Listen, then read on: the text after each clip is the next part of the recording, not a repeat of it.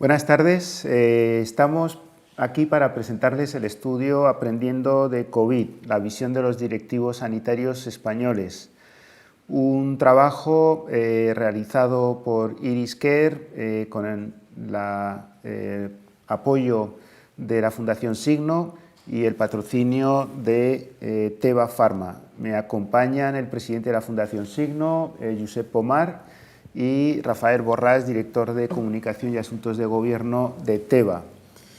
No puede estar de más actualidad este estudio, acabamos de presentarlo en el Ministerio de Sanidad, donde nos ha recibido el propio ministro Salvador Illa, el secretario general Faustino Blanco y el director general de Ordenación Profesional, Rodrigo Gutiérrez, que han mostrado el interés por conocer de primera mano este primer estudio que se hace en España de cuáles son las lecciones de COVID.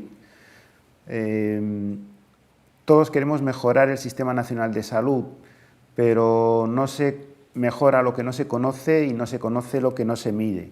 Por eso el objetivo de este estudio era precisamente conocer y medir cuál ha sido la respuesta de los servicios sanitarios españoles a una pandemia que nunca antes habíamos conocido. A fecha de hoy son 244.328 casos confirmados de COVID, 27.136 han fallecido, 124.683 han sido pacientes hospitalizados y 11.624 de ellos han tenido necesidad de cuidados intensivos. Sin embargo, el Sistema Nacional de Salud ha respondido a esta pandemia y evidentemente se han salvado muchísimas muertes y muchísimas secuelas, gracias a un sistema de salud que ha estado a la altura de la pandemia, pero que sin ninguna duda también requiere cambios y requiere mejoras. Y precisamente por eso hemos puesto en marcha este estudio. Yo les voy a presentar rápidamente lo que ha sido la metodología del estudio para después dejar a Josep y a Rafael presentar los resultados. Hemos entrevistado a través de encuestas en profundidad a más de 40 directivos sanitarios de toda España, de las 17 comunidades autónomas, directivos con perfiles diferentes, gerentes de área de salud, gerentes hospitalarios, gerentes de atención primaria, directores o directoras médicos, de enfermería o de asuntos económicos y de contratación. Por tanto, tenemos un perfil tremendamente rico en el cual, a través de unas entrevistas semiestructuradas, hemos ido preguntando sobre diferentes aspectos de cómo ha sido la respuesta en los hospitales y en los centros de salud a esta sobredemanda de atención sanitaria, cuáles son los cambios que se han introducido y cuáles son las previsiones de futuro para los próximos meses, cómo ven la sanidad española evolucionar en los próximos meses y qué cambios de todos aquellos que se han introducido deberían permanecer o deberían mejorar o cambios que quizá no se han podido realizar por la premura de la situación, pero deberían de abordarse en el futuro. Así que contamos para esta presentación de los hallazgos con Josep Pomar. Josep, ya lo decía, es presidente de la Fundación Signo y en la actualidad es director gerente del Hospital Son Espases en Palma de Mallorca. Josep, ¿cuál ha sido la respuesta que han tenido los servicios sanitarios ante esta pandemia? Gracias, José María, y gracias un poco también a la audiencia.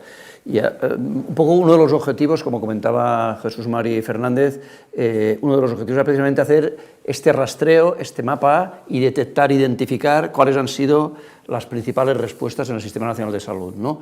Estas respuestas presentan un grado de coincidencia bastante elevado, lo cual también indica que existen redes informales de comunicación, existe colaboración entre diferentes servicios y entre diferentes centros hospitalarios o centros de primaria, y estas respuestas se centran sobre todo en una gran adaptabilidad del sistema. El sistema sanitario se adapta fácilmente y de manera muy rápida a estos cambios, se plasma en las medidas que se van tomando en los centros asistenciales de desdoblamiento de los hospitales en zonas COVID, zonas no COVID, las separaciones en la atención a urgencias, esto como primeras medidas de tipo más estructural. A partir de ahí, la organización de los centros asistenciales también se va transformando, con la incorporación, por una parte, de recursos humanos, tanto aquellos que se contratan específicamente para atender al COVID, como las adaptaciones en los roles profesionales que se van produciendo dentro de nuestros centros sanitarios, ¿no? Se constituyen equipos COVID muchas veces con especialistas, tanto médicos como enfermeras, que provienen de otras áreas, pero que se prestan a intervenir en la actuación sanitaria a la pandemia. Hay transformación estructural, nuestros centros se dividen en áreas específicas de COVID, nuestras UCIs en general se han multiplicado hasta el límite de sus capacidades y se han transformado en zonas de críticas, zonas que no eran clásicamente de pacientes críticos. Y además yo creo que un poco lo que es más importante, y es de donde podemos ir sacando algunas lecciones y algunas conclusiones, los centros sanitarios, los profesionales sanitarios han modificado de manera rápida su sistema de trabajo, ¿no? Se ha introducido la virtualidad como elemento habitual, tanto a nivel organizativo como a nivel de relación entre niveles asistenciales, como a nivel de relación con el usuario. Se ha pasado a la consulta telemática, a la consulta telefónica. Se han roto o se han diluido algunas barreras entre especialidades, un poco la capacidad de trabajo multiprofesional en equipos que toman decisiones compartidas también se ha hecho presente, por tanto es algo que también destaca en este escenario.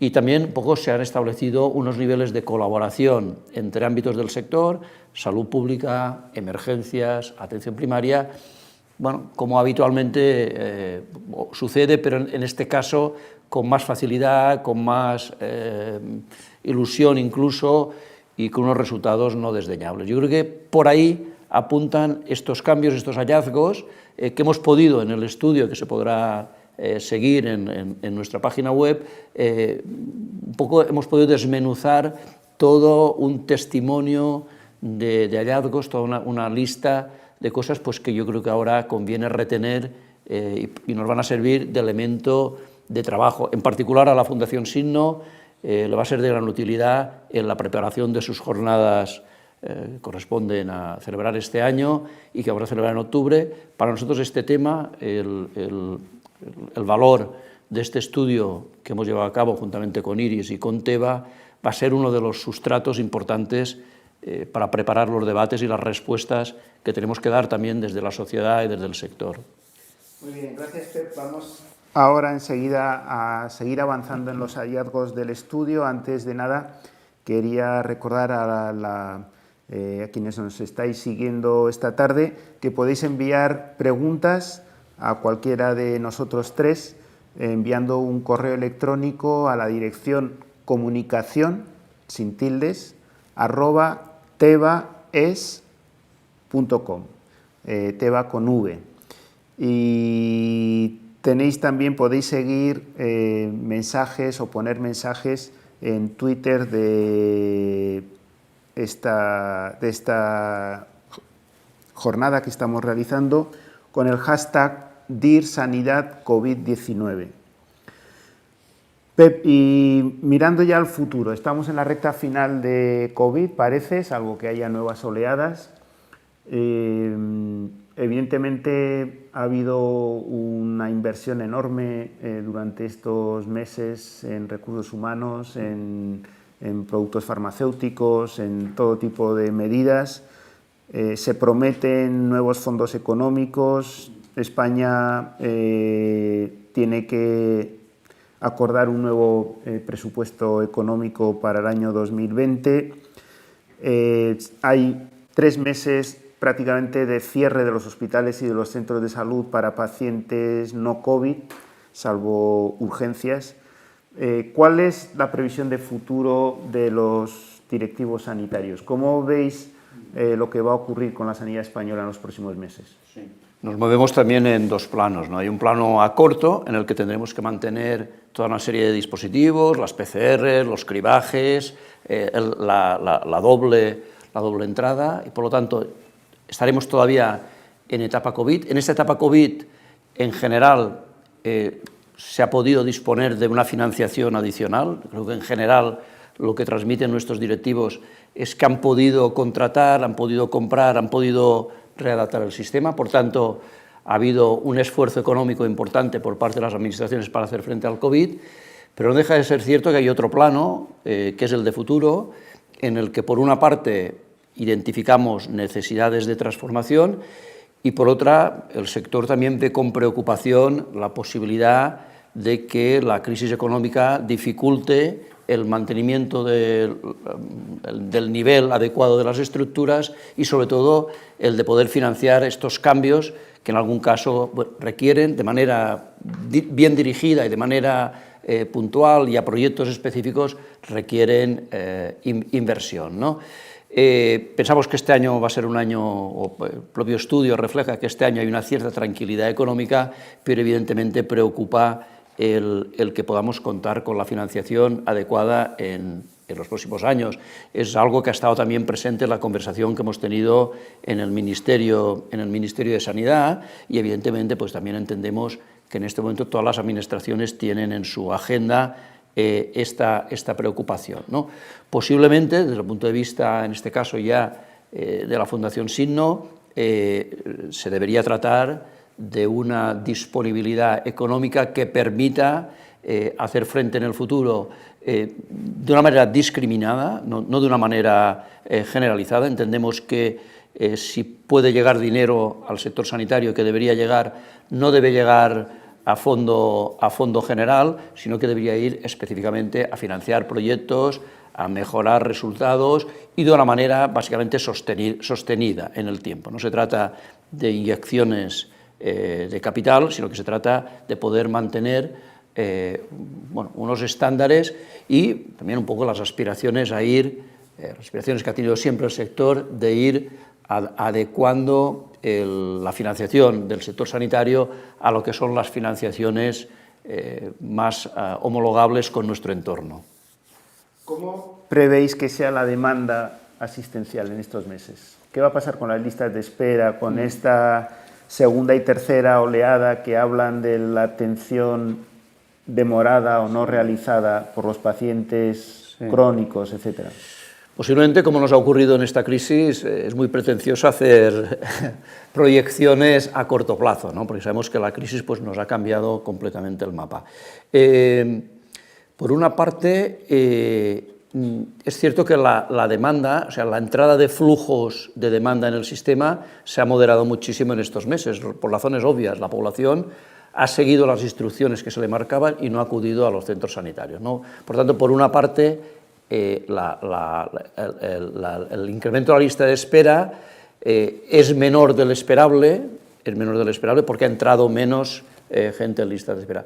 Pero sin duda, yo creo que todas las comunidades autónomas, todas las consejerías se están planteando cómo afrontar la atención a aquellos pacientes crónicos o agudos que no han recibido posiblemente toda la atención que requeríamos, hacer frente a esto, por una parte, pero por otra, deberíamos ser capaces, en paralelo, de evitar las soluciones, digamos, un poco a la antigua en el abordaje de las listas de espera, ¿no? El abordaje de las listas de espera, entre las lecciones aprendidas con el COVID, nos da algunas ideas, nos da algunas indicaciones de que ahora el abordaje de la lista de espera podría hacerse de una manera un poco diferente, ¿no?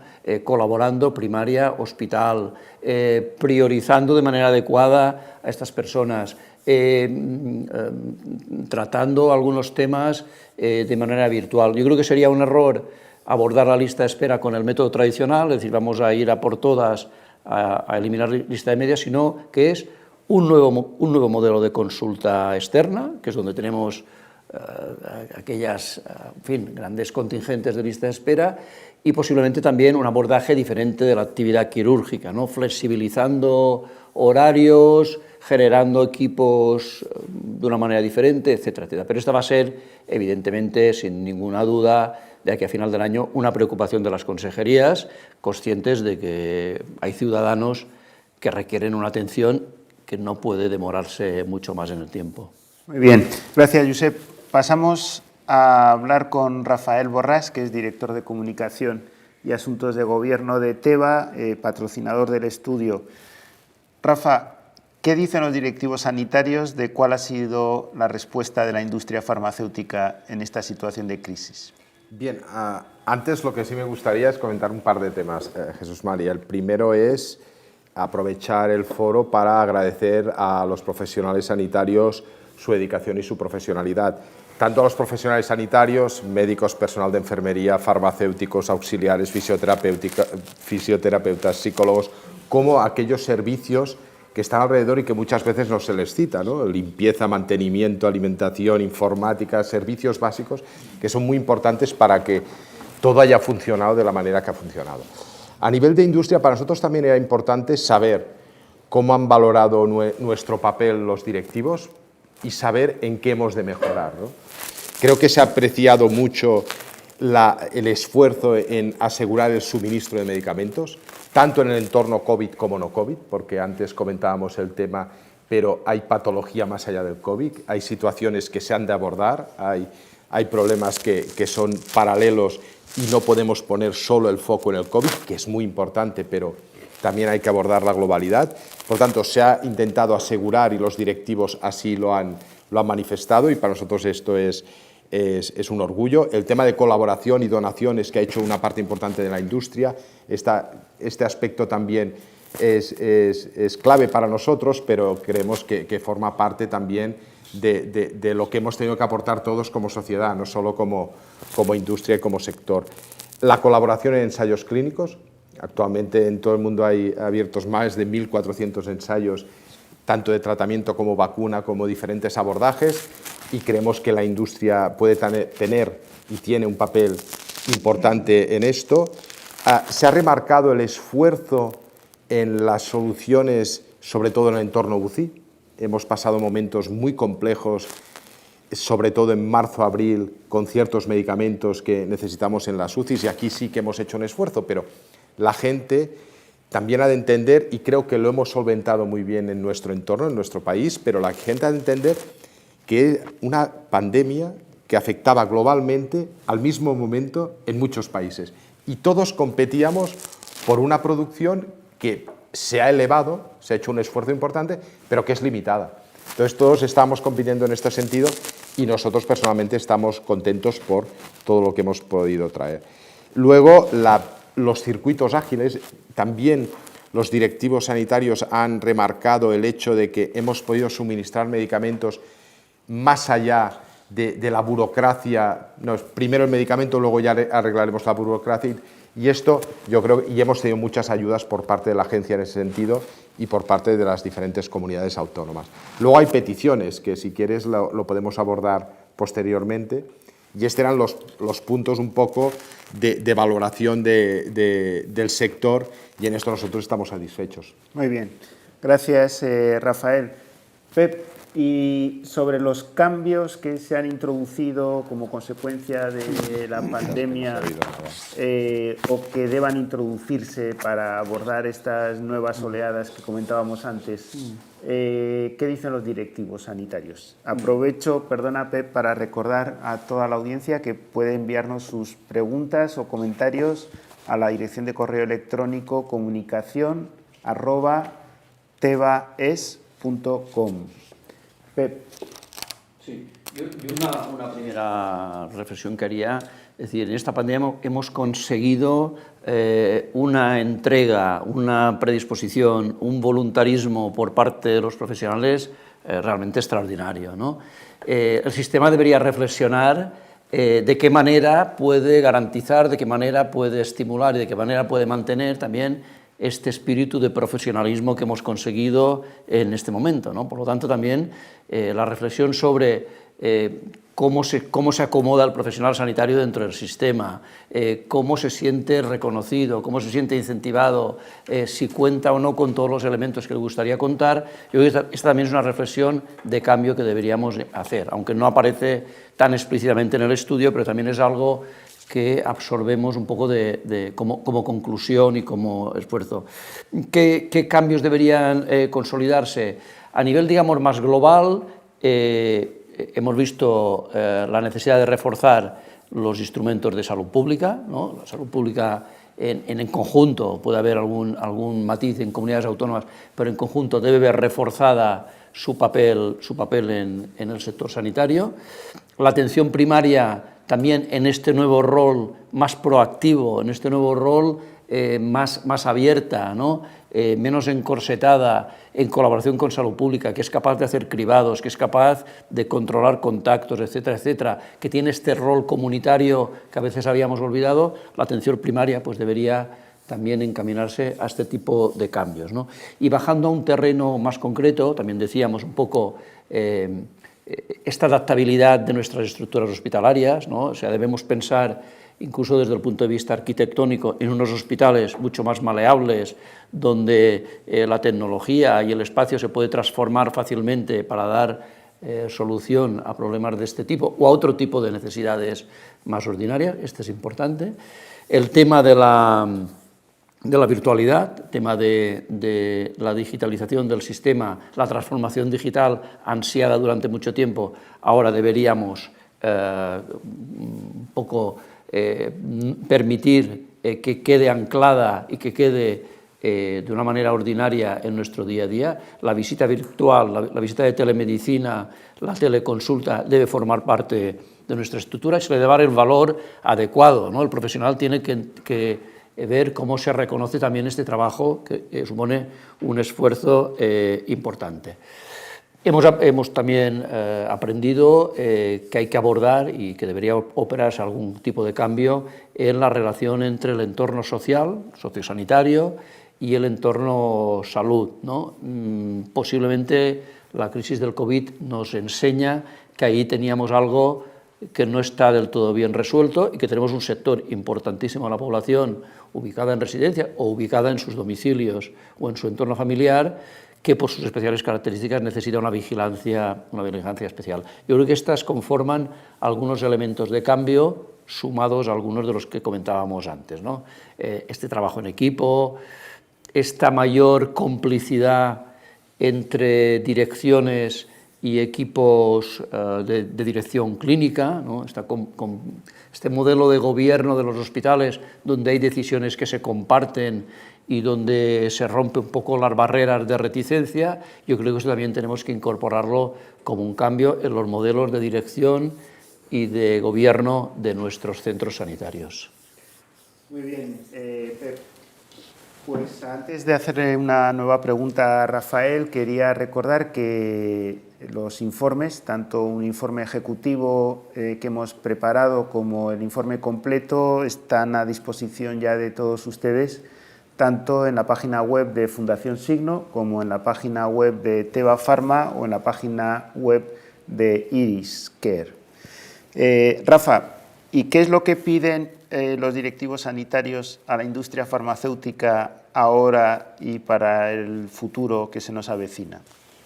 Bien, uno de los principales puntos, y yo creo que el más importante, es tener una reserva estratégica de medicamentos clave. Esto es importantísimo, tanto para UCI como para otro tipo para el mismo entorno, ¿no? Pero tener una serie de medicamentos clave con previsión para 4 o 6 meses. Esto nosotros lo estamos trabajando, sé que también se está trabajando por parte de la agencia, por parte de las comunidades autónomas, pero yo creo que este va a ser un factor crucial por si en otoño se prevén nuevos rebrotes o hay nuevas pandemias, etc.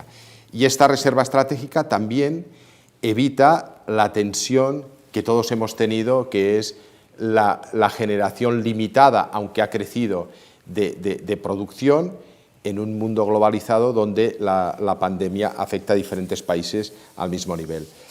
Otro aspecto importante es que han hecho énfasis, y yo creo que esto es interesante, en que se aumente la producción nacional y la localización de plantas, ¿no? ¿Por qué? Porque así no dependes tanto de otros mercados. Nosotros hemos visto que hemos tenido problemas con suministro de varios países donde ha habido un cierre de fronteras y no hemos podido traer medicación a España.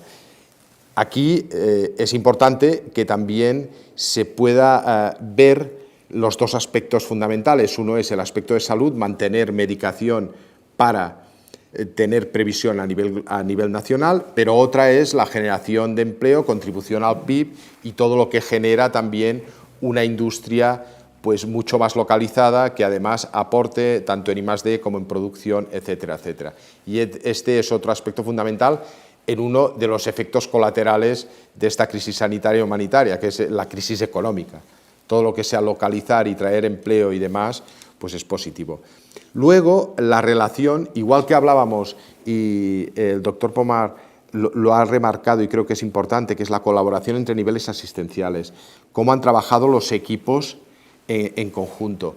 Pues también creo que ha de haber una colaboración, y así lo han dicho ellos, yo digo creo porque me sumo a lo que han dicho los directivos, una colaboración estrecha de partner entre la industria y el propio sistema sanitario y los propios profesionales, ¿no? No tanto como proveedor, sino como partner para dar soporte y acompañamiento en temas clave que ellos han manifestado, sobre todo en áreas concretas como evaluación y seguridad en el uso y manejo de medicamentos, anticiparnos en temas logísticos en tiempos de crisis, que aquí en la logística también hemos tenido muchísimos problemas, con fronteras cerradas, etcétera, y la medicación tenía que llegar, también al paciente crónico que está tratándose para su patología, y luego facilitar estudios y ensayos, ¿no? Más o menos todo dentro de un mundo digital que, como decía el doctor Pomar, y tiene toda la razón, cada vez se está acelerando más la telemedicina, la teleasistencia, o sea, la interacción remota que descongestiona el sistema, y nosotros también estamos buscando nuevos modelos mixtos para relacionarnos con los profesionales y con el sistema, ¿no? Dentro del ámbito digital. Muy bien, Rafael, pues vamos a pasar ya al coloquio con una serie de preguntas que nos está remitiendo la audiencia. Repito que podéis enviarnos vuestras preguntas a la dirección comunicación@tebaes.com. Y tenemos ya varias preguntas. Una pregunta de Juan Manuel Peña, creo que para el doctor Pomar. Dice, se están planificando inversiones importantes en el sector. ¿Hacia qué áreas habría que aplicar estos recursos de 16.000 millones de euros? ¿Cómo sugiere Signo que se distribuyan? Bueno, también gracias al señor Peña por la pregunta. A ver, también la función de Signo no es indicarle a las consejerías o al ministerio cómo deben distribuirse, porque entendemos que ellos sabrán la mejor manera de hacerlo.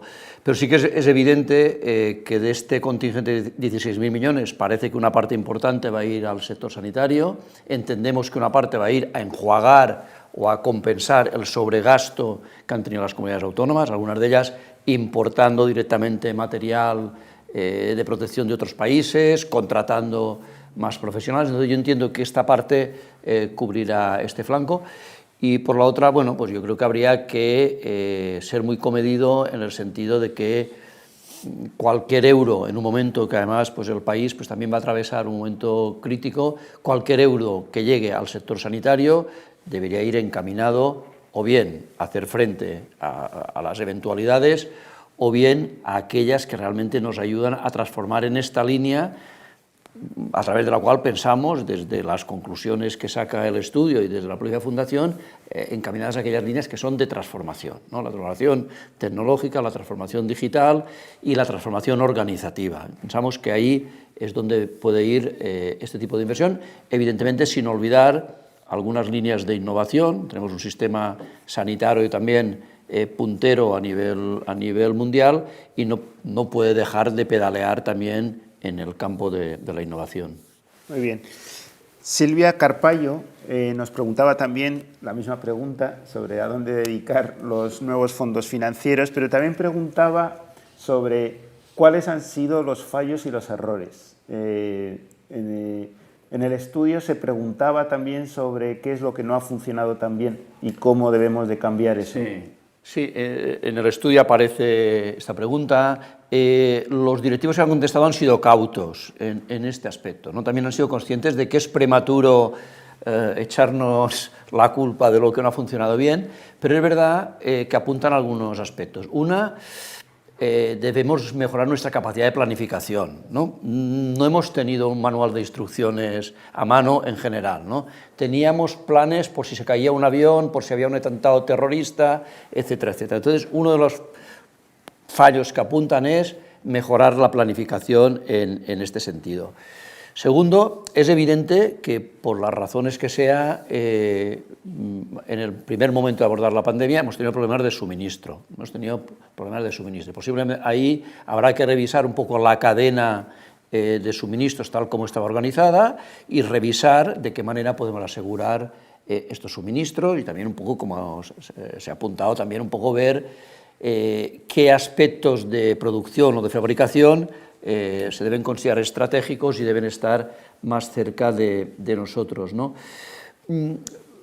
Está claro que, como comentábamos antes, que en el aspecto de las residencias o del sector social, pues ahí, por una parte, posiblemente la intervención a través de las consejerías y a través de primaria, pues posiblemente se ha demorado algo, el foco... los focos complicados en las residencias se han abordado muy bien, pero en algún caso ya cuando había alguna consecuencia negativa de esto mismo. Y posiblemente en general también, como comentábamos antes, el de no contar con unos servicios de salud pública o con unos dispositivos de salud pública mucho mejor dotados y mucho mejor imbrincados con el resto del sistema. Muy bien. Pep, una pregunta, hay varias preguntas que inciden en la misma cuestión. Una concretamente es de Juan Castro, director general de un sanatorio, Nosa Señora, dos otros grandes en Lugo. ¿Cuál ha sido el papel del sector privado durante la pandemia? ¿Y cuál debe ser el papel del sector privado después de la pandemia y si se puede mejorar esa colaboración público-privada, dice el doctor Castro, sin apriorismos ideológicos? Sí. En el estudio se recogen algunos aspectos relacionados con el sector privado. Por una parte, yo creo que también vale la pena destacar que el sector, las empresas en general, el sector empresarial, ha sido también sensible, como el resto de población, en mostrar su apoyo activo a todos los profesionales sanitarios. Es decir, el arsenal de colaboraciones, de regalos, de pequeñas suministros que han llegado para el propio profesional, ¿no? Las pizzas que han llegado a las urgencias, los bombones, ha sido algo absolutamente gratificante y esto ha salido desde de las empresas privadas. Pero esto es un tema más anecdótico. Un tema positivo, un tema que el estudio valora positivamente, ha sido el que el sector privado sanitario, las clínicas privadas, los centros de atención sanitaria privados, pues de alguna manera han diluido sus barreras con el sector público y se han convertido en un instrumento más de las consejerías de los servicios de salud para ir resituando a los pacientes o para ir contribuyendo a la atención. Y esto es algo, bueno, que existe en algunas comunidades autónomas, que ya forma parte más o menos estable, pero que evidentemente, como decía la persona que hacía la pregunta, no debería haber reticencias en que esto, de acuerdo cada uno con el rol que le corresponde, pueda tener su papel, ¿no? Y finalmente está un poco también hablando desde SINNO, que ha sido uno de los temas que SINNO siempre ha puesto sobre la mesa, la colaboración público-privado, es decir, la constitución de estos entornos de socio tecnológico, ¿no? de voluntad estratégica a futuro de trabajar en proyectos comunes. Yo creo que esto es un elemento que reforzaría muchísimo nuestro sistema sanitario. Evidentemente, las reglas del juego hay que respetarlas. Las empresas en este sentido tienen que filtrarse a través de la voluntad clara de colaboración con el sector público. Yo creo que ahí posiblemente no todas las empresas tienen la madurez suficiente, pero desde el sector público tampoco debe existir reticencia más allá del cumplimiento de la ley, de la transparencia y de la finalidad común, que es mejorar nuestra atención. Por lo tanto, yo creo que también entre los temas que hay que agendar de nuevo y revisar está el de la colaboración público-privada. Muy bien, Pep. Rafa, entre las preguntas que hemos investigado en este estudio, hemos preguntado a los directivos sanitarios sobre cómo ven el papel de la industria farmacéutica en la formación médica continuada. ¿Tiene que cambiar esto después del COVID y cómo tiene que cambiar? ¿Cómo dicen los directivos y cómo creéis en la industria farmacéutica que puede ser? Bueno, hay una parte importante que nos va a cambiar en muchos modelos de relación, que es el tema tecnológico, ¿no? Yo creo que cuando dices lecciones que hemos de aprender en los diferentes sectores, yo creo que uno de ellos es que el tema tecnológico lo teníamos que haber avanzado mucho antes, haber anticipado mucho antes. Ha habido una disrupción, tanto desde gente que no es del sector sanitario hasta el sector sanitario, una disrupción de información, de canales, de modelos y tal, que yo creo que lo podíamos haber anticipado. Yo ahí también creo que hemos de hacer la autorreflexión. El tema de la formación médica continuada, la ayuda que hace la industria yo creo que es necesaria, es complementaria y ayuda a generar conocimiento, y por todos es conocido y está funcionando bien, y yo creo que generar conocimiento es generar luego respuestas más positivas ante los pacientes. Ahora hemos de traspasarla totalmente a tecnología remota en una gran parte, o sea, cuesta mucho ya ver en los próximos meses y demás, pues salas con 60, 70, 80 personas haciendo formación continuada, lo veo complejo. Luego, y muy centrada en objetivos asistenciales y de investigación de los centros, ¿no? Y esto es una cosa que nos demandan y que vemos que evidentemente ha de ir muy focalizado ahí, ¿no? Y sobre todo en lo que sería el manejo, seguridad de los fármacos, etc. Ahí nosotros podemos añadir valor, incluso añadir valor compartiendo experiencias que se están realizando en muchos sitios y traspasarlas a nivel local, ¿no? Yo creo que va a seguir, pero no me gustaría hablar de formación médica continuada, sino formación de profesionales sanitarios continuados, porque es otra de las reivindicaciones y es una de las cosas que nosotros también estamos insistiendo hace tiempo. No se ha de focalizar únicamente en el prescriptor, en el médico, sino que tenemos muchísimos profesionales pues, que también la están recibiendo, no está viendo un monográfico, pero que también la han de recibir dentro de estos equipos multidisciplinares, que yo creo que esto ya no se va a revertir mucho, ¿no? Ha salido en el estudio la creación y la cohesión de diferentes profesionales, y yo creo que esto va a seguir durante mucho tiempo. Muy bien. Bueno, se está animando muchísimo las preguntas. Tenemos como 15 minutos más para poder canalizaros las preguntas que recibimos de la audiencia, que os recuerdo las podéis enviar a comunicación@tebaes.com. Preguntan desde el Foro Español de Pacientes, concretamente José Luis Vaquero. Felicita el trabajo, el estudio realizado, felicita también a los profesionales por toda la labor que se ha realizado, pero él opina, es una opinión y una pregunta, que no se ha contado con los pacientes en el abordaje de la pandemia, ni tampoco en esta fase de reconstrucción. Entiendo que se refiere efectivamente a la comisión de reconstrucción que se ha constituido en el Congreso. Pero bueno, creo que la pregunta es legítima. ¿Se ha contado con los pacientes durante la pandemia?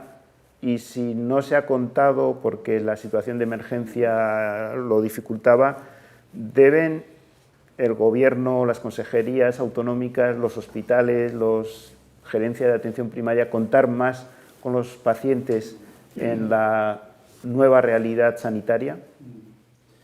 No, sin duda, yo creo que un poco la contundencia del inicio de la pandemia, ¿no? Y un poco las circunstancias en las que se ha movido, sobre todo las primeras semanas, dificultó enormemente el mantener un poco la vocación, que yo creo que en este momento es generalizada, de humanización, de información, incluso de decisiones compartidas, este tipo de políticas que yo creo que en nuestro país, por suerte, ya empiezan a normalizarse.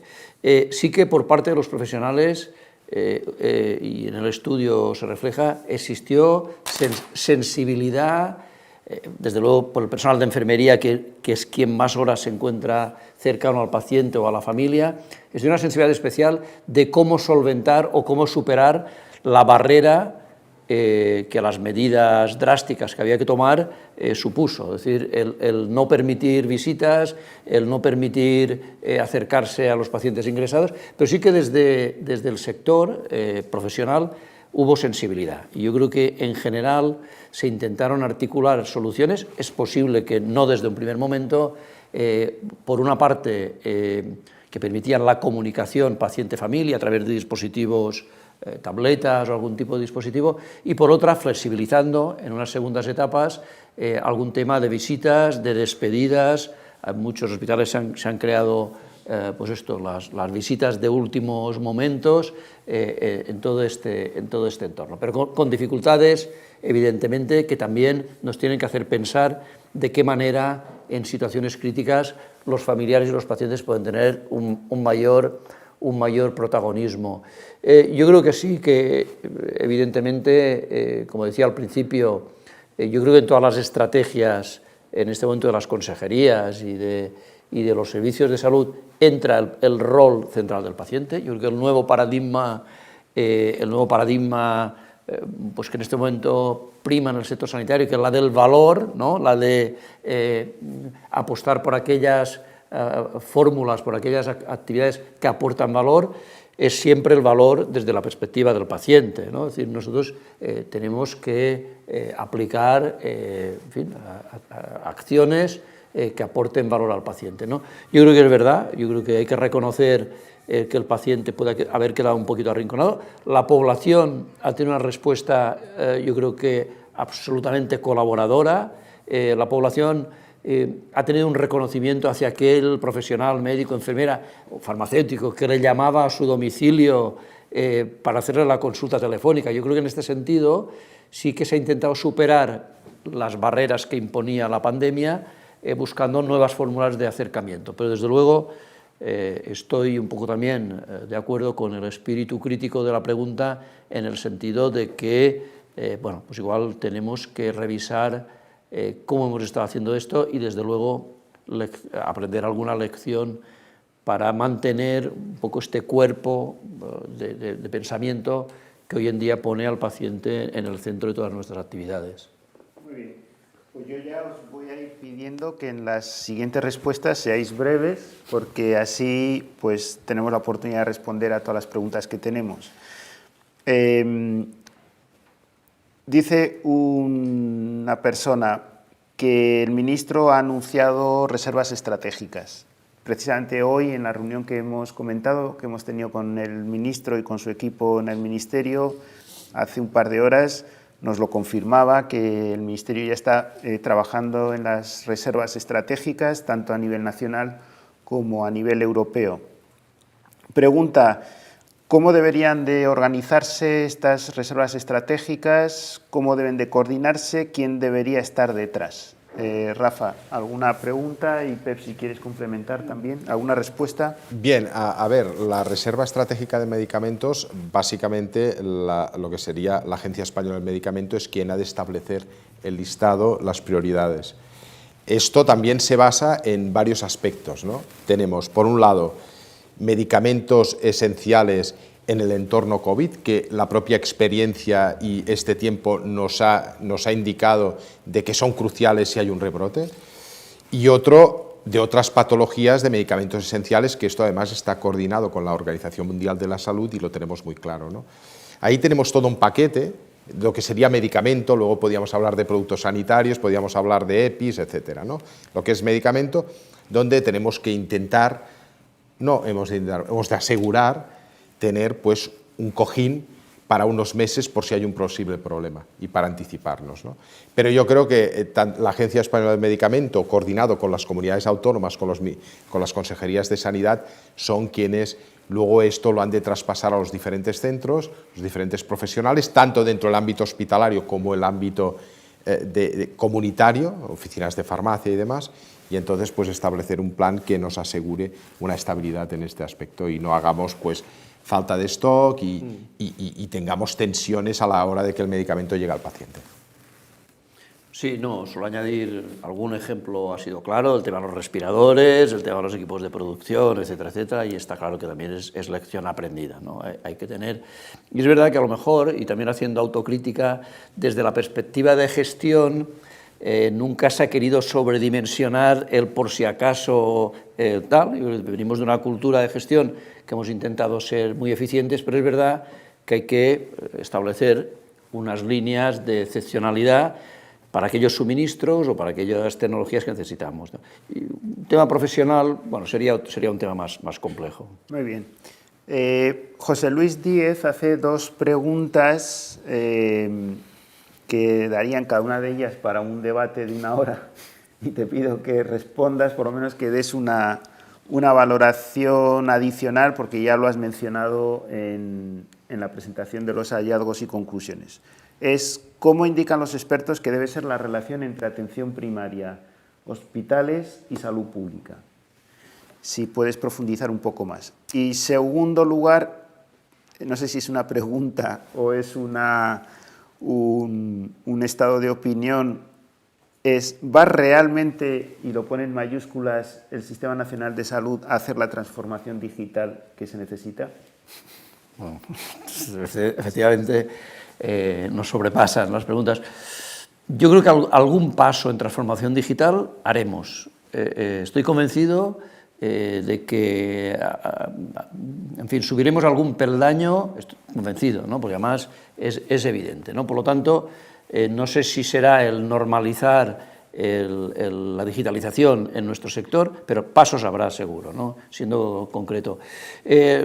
La relación, yo creo que primaria y salud pública van a tener que trabajar muy en común. Yo creo que primaria puede hacer una parte del brazo armado de salud pública en lo que es la actividad comunitaria, y en cuanto a la relación entre primaria y los hospitales, el nivel secundario hospitalario, yo creo que va a cambiar algo. También estoy convencidísimo, un poco porque el día a día te lo está dando. Yo creo que se han roto alguna de las reticencias existentes, y yo creo que las líneas de futuro las teníamos muy marcadas desde hace tiempo, ¿no? Es asegurar la continuidad asistencial, es asegurar el abordaje conjunto de los procesos, el abordaje compartido en decisiones de los temas, y después un poco también el diferenciar incluso dentro del sector hospitalario lo que corresponde al terciarismo, lo que corresponde a la subespecialización,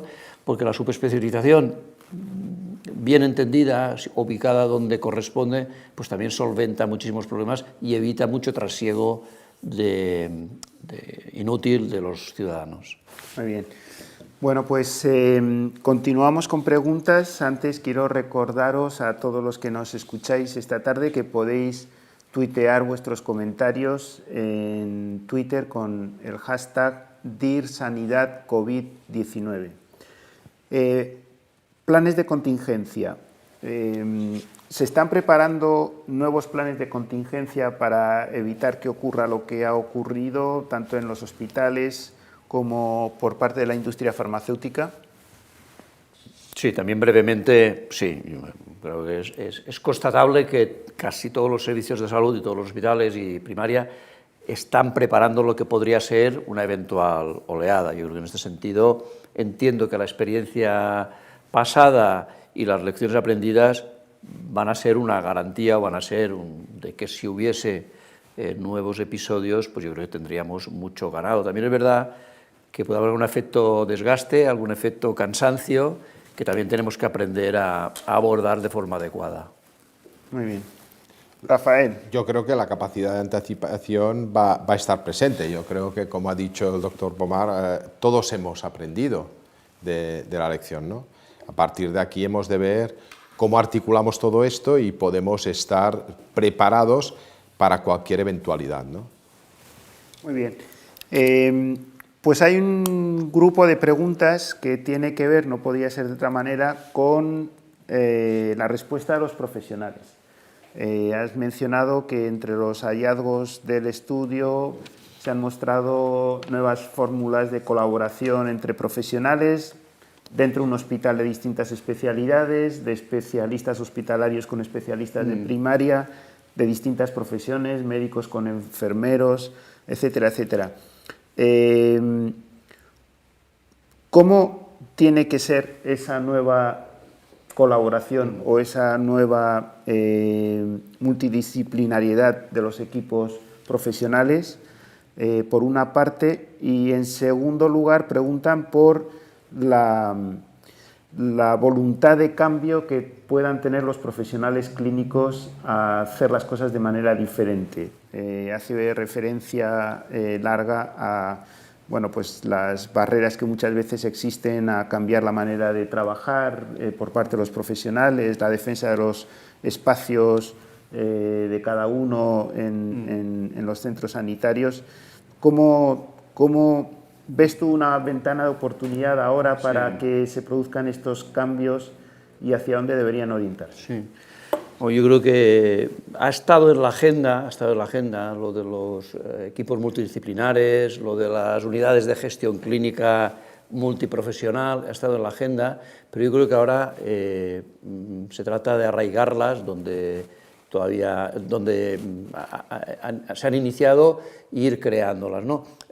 Hoy en día difícilmente los problemas de salud, sobre todo la cronicidad, es abordable desde una sola especialidad, y la estructura de nuestros hospitales mantiene todavía los silos de especialidades con dificultades muchas veces de trabajo en común. Yo creo que ahora el COVID ha demostrado que esta voluntad existe, que además tiene compensaciones desde el punto de vista profesional, el que alguien traspase la barrera de su especialidad y colabore, y por lo tanto yo creo que ahí es algo que hay que intentar amarrar y anclar para que este modelo de trabajo sea consolide, ¿no? Apoyado también en la virtualidad, etcétera, etcétera, ¿no? Yo pienso un poco a la segunda cuestión. Yo creo que ahora es el momento de los profesionales. O sea, pocas veces en este país se había visto un apoyo, un reconocimiento tan enorme de toda la sociedad civil y de todo el entorno público hacia los profesionales. Por lo tanto, yo creo que es fundamental desde las organizaciones profesionales y desde cada uno de los profesionales, un poco tomar conciencia un poco de esta responsabilidad, de este poder que la propia sociedad otorga a los profesionales. O sea, lo que los profesionales... Y esta crisis ha funcionado bien porque el profesional, desde el ministerio hasta el último centro profesional, ha tenido una voz que ha sido escuchada, ¿no? Por una parte, yo creo que los directivos tenemos que hacer un poco también esta reflexión, es decir, necesitamos compartir decisiones con los profesionales, y por otra, los profesionales, yo creo que los profesionales también deberían entender esta responsabilidad que hay. Más allá de las legítimas reivindicaciones salariales, organizativas, contractuales, que son legítimas y tienen que continuar, pero hay otro plano que es el del profesionalismo, que es el de tirar adelante con los cambios, de renunciar a veces a algún aspecto que puede favorecer alguna especialidad o algún grupo profesional en concreto en favor de este nuevo sistema que debe ser muchísimo más compartido, muchísimo más solidario y muchísimo más avanzado, más moderno en este sentido. Yo creo que ahí los profesionales tienen este reto, ¿no? A ver si somos capaces también, directivos, políticos y profesionales, de encontrar puntos de encuentro en el que conciliar las diferentes aspiraciones en pro de un mejor sistema sanitario. Muy bien. Otra pregunta ya, la penúltima, antes de llegar al filo de las 2:30. Os recuerdo que estamos presentando el estudio Aprendiendo de COVID, la visión de los directivos sanitarios. sobre la investigación. ¿Está colaborando en España la industria farmacéutica y los centros sanitarios en el desarrollo de nuevos fármacos y nuevas vacunas frente a COVID? ¿Cómo está siendo esta colaboración en el área de la investigación? Yo creo que hay una colaboración muy fluida. Básicamente hay muchísimas compañías que hemos donado medicamento para poder investigar tanto en el área del tratamiento como en otras áreas, como hay compañías que están investigando en una posible vacuna. Yo creo que tenemos un modelo muy sólido, un modelo que además desde el punto de vista de compliance, desde el punto de vista de transparencia, asegura totalmente la independencia y la objetividad de los clínicos y de los centros, y por lo tanto yo creo que es un modelo incluso extrapolable en otras geografías donde quizá hay relaciones diferentes, ¿no? Pero yo en ese sentido, como Teva y también como parte de la industria farmacéutica, pues me siento muy orgulloso de lo que se está realizando, lo que se está avanzando, porque muchos de ellos han sido ensayos anticipados en un tiempo récord y en una situación totalmente anómala, ¿eh? Se ha notado una afluencia de propuestas de ensayos clínicos, o sea, yo creo también con un tiempo muy rápido. El mundo científico también se ha acelerado, ¿no? Las publicaciones han publicado casos y resultados de cosas que habían pasado 3 semanas antes, o sea, el mundo ha cambiado. Y yo creo que, bueno, igual pues también a través de las convocatorias del Instituto Carlos III, de los institutos autonómicos de investigación, pues también se ha ido orientando fondos hacia la investigación clínica.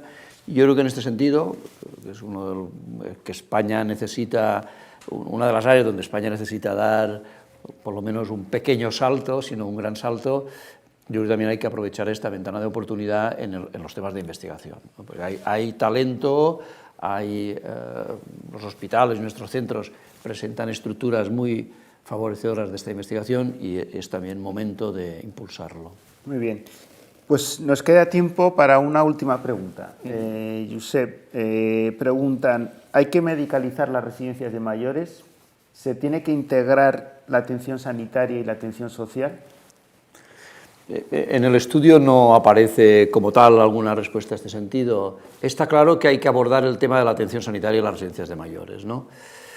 Sí que yo huiría de pensar que las residencias de mayores son pequeños hospitales, o sea, no son hospitales, son residencias, son espacios donde estas personas desarrollan su vida ordinaria. Por lo tanto, la tentación de medicalizarlos en exceso también puede ser perniciosa porque no es el rol que les corresponde. Pero sí que está claro que